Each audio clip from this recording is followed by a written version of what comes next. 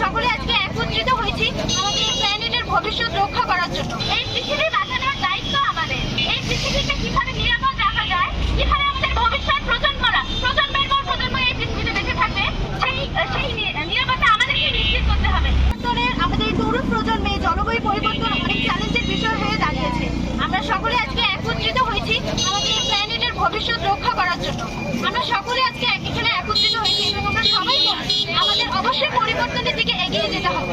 আমাদের পলিসি, অর্থনৈতিক মডেল এবং আমাদের জীবনের ধরন পরিবর্তন করতে হবে।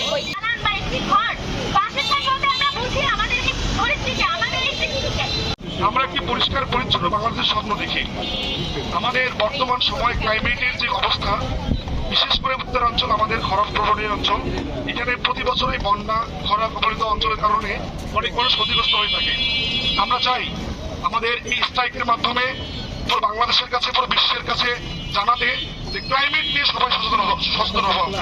এই পৃথিবী বাঁচানোর দায়িত্ব আমাদের। এই পৃথিবীকে কিভাবে নিরাপদ রাখা যায়, কিভাবে আমাদের ভবিষ্যৎ প্রজন্মের পর প্রজন্ম এই পৃথিবীতে বেঁচে থাকবে, সেই নিরাপত্তা আমাদেরকে নিশ্চিত করতে হবে। আমরা আমাদের মেসেজগুলি জানিয়ে দিব। আপনারা সবসময় সোচ্চার থাকবেন। আমাদের এই ইয়ুথ ফোরামের মাধ্যমে আমরা অনেক দূরে এগিয়ে যেতে পারবো বলে আমার বিশ্বাস। আমি এই পর্যন্ত আমার বক্তব্য শেষ করছি। Justice, justice, climate justice, climate justice. We want justice.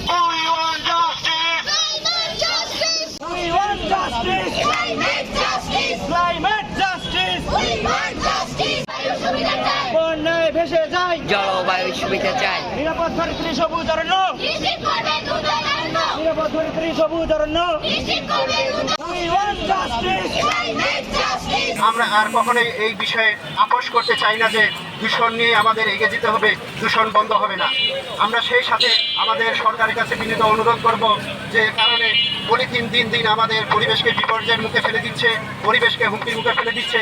এই পলিথিনের বিকল্প যেন অতি শীঘ্রই কোনোভাবে একটা নিয়ে আসা হয়। তো আমরা যদি এখন থেকে আমরা যদি এর বিরুদ্ধে সচেতন না হই এবং অন্য সচেতন না করি এবং আমাদের এই কার্যকলাপ যদি অন্যরা এগিয়ে না আসে, হয়তো এটা আমাদের পক্ষে সম্ভব হবে না। এবং আগামী প্রজন্ম যারা তারা এর মানে আগামী প্রজন্মরাও এর ক্ষতিগ্রস্তের সম্মুখীন হবে। বিশ্বব্যাপী এই সমস্যা আমাদের দিনকে দিন জটিল হয়ে উঠছে, আর এর প্রভাব পড়ছে আমাদের মতো ছোট ছোট রাষ্ট্রে। উন্নত রাষ্ট্রে যারা আছে তারা প্রতিনিয়ত কার্বন নিঃসরণ ঘটিয়ে চলেছে এবং আমাদের একটাই লক্ষ্য তাদের এই কার্বন নিঃসরণ কমানো।